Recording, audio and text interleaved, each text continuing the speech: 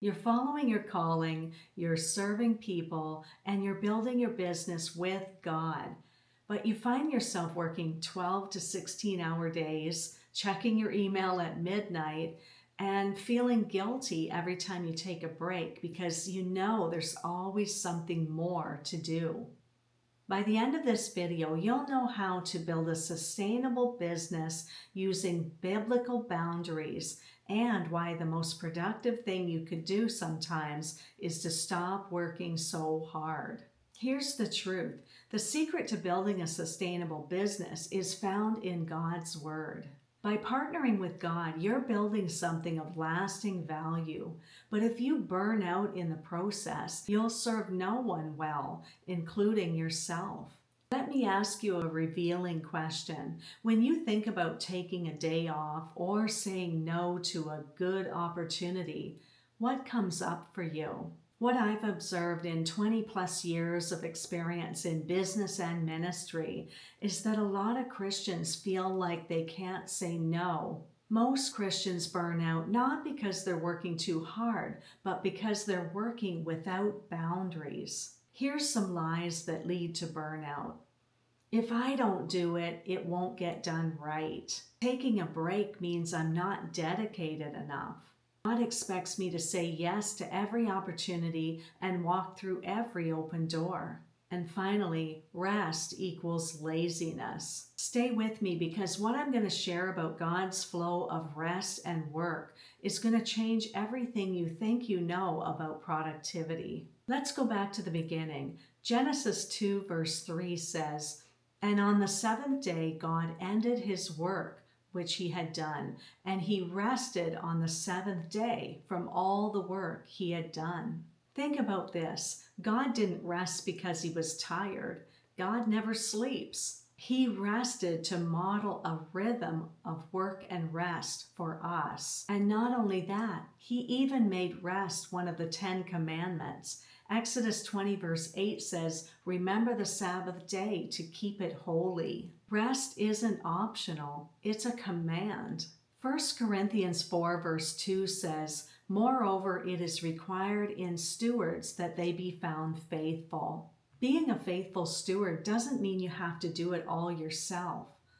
It can mean building systems that allow the work to continue even when you're not there. Sustainable systems are actually boundaries that protect your capacity for long-term service. They can also involve processes that ensure quality without your constant oversight. Sustainable systems can also be communication rhythms that serve clients without overwhelming you. And most commonly, they involve automations for routine tasks that allow you to focus on transformation. There are 3 kinds of boundaries that are going to set you free from a lot of unnecessary stress.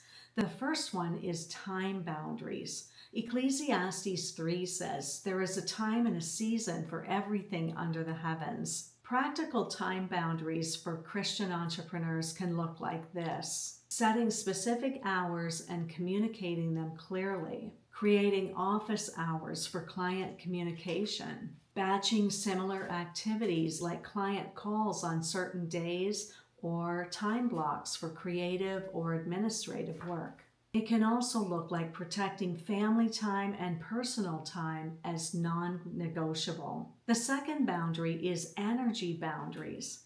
Not all activities are created equal. Some give you energy and some drain you. Here's a few energy management strategies. Identify your peak energy hours and protect them for your most important work. Notice which clients and activities drain you or energize you. Build buffer times between meetings and calls, and say no to opportunities that are not within your zone of genius. Here's what most people miss. You actually have to schedule rest and nothing time, or it won't happen. The third boundary is emotional boundaries. When Nehemiah was rebuilding the wall, we see in Nehemiah 6 verse 3, his response was, "I am doing a great work. Why should the work stop while I leave it and come down to you?" I love that verse because Nehemiah knew exactly what he was called to do and what his priorities were. Other people's urgency does not constitute an emergency on your part. You can love people and still say no to their requests.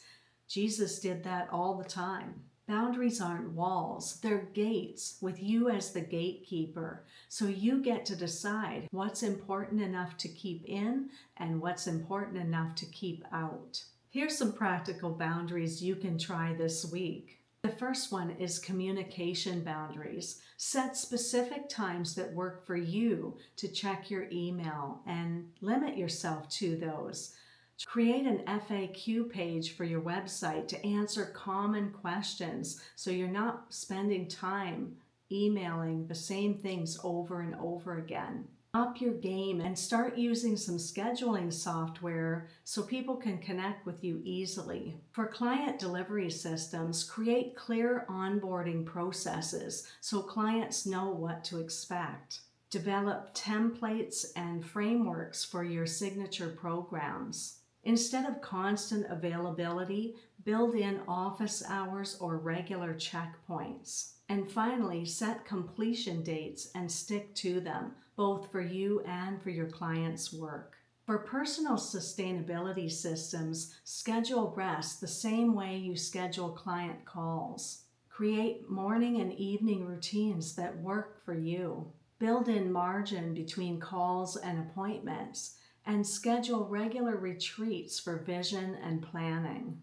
Implementing these systems is going to require you to say no to some good things so you can say yes to God's best. When you honor God's rhythm of work and rest, you're declaring that your worth is not tied to your productivity. Sabbath isn't just about resting one day of the week. It's about trusting God to handle things when you can't. It's also about creating space to hear His voice above all the noise. And also, you'll be modeling healthy rhythms for your family and others who are watching you. Now, you might be thinking, this sounds really good, but if I don't keep working hard, I'm not going to have enough money to live on. Tomorrow on day 8, we're going to tackle the final money mindset breakthrough. I'll show you how to break free from generational poverty and guilt around wealth so that you can receive all that God has for you. But today I'd love for you to reflect on this coaching question. What would change if you started to honor God's rhythm of work and rest in your business and in your life? If you're ready to build a profitable business that honors God, I have a limited number of coaching calls available this week. Click the link below and book a call with me. I'd love to encourage you in whatever it is you feel God's calling you to do. Remember, burnout is not a badge of honor. It's actually poor stewardship. God did not call you to run yourself into the ground. He's calling you to run the race that's set before you with endurance. Thanks for watching.